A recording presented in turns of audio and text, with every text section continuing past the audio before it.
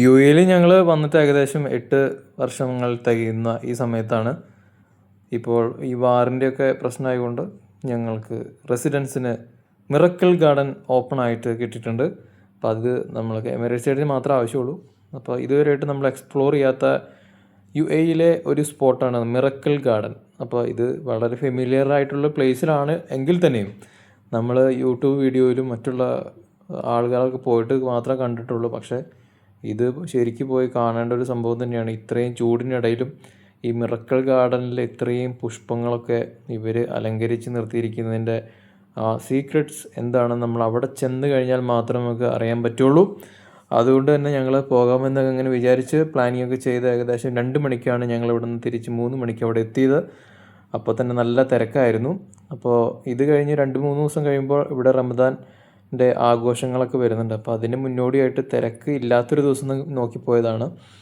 എത്ര തരം പുഷ്പങ്ങളാണ് അവിടെ എങ്ങനെയൊക്കെ സെറ്റ് ചെയ്ത് വെച്ചിരിക്കുന്നതൊക്കെ നമ്മൾ ചെന്ന് കഴിഞ്ഞാൽ ഈ കാഴ്ചകളിലൂടെയൊക്കെയാണ് നമുക്ക് കാണാൻ സാധിക്കുകയുള്ളൂ. അപ്പോൾ നമ്മുടെ എക്സ്പെക്റ്റേഷനൊക്കെ ഹൈ ലെവലിലാണ് ഈ ദുബായ് എന്ന് പറയുന്ന എമിറേറ്റ് നമുക്ക് ഓരോ കാര്യങ്ങളിവിടെ ഒരുക്കി വെച്ചിരിക്കുന്നത്. അത് പറഞ്ഞറിയിക്കാൻ പറ്റാത്ത രീതികളിൽ നമുക്ക് കണ്ണുകൾ കൊണ്ട് കണ്ടറിയാൻ പറ്റാവുന്ന രീതിയിലാണ് അവിടെ സെറ്റ് ചെയ്ത് വെച്ചിരിക്കുന്നത്. അപ്പോൾ അതുകൊണ്ട് തന്നെ നമ്മൾ പോയി കാണേണ്ട ഒരു മസ്റ്റ് ആൻഡ് ഷുഡ് വിസിറ്റ് ചെയ്യേണ്ട പ്ലേസ് ആണ്.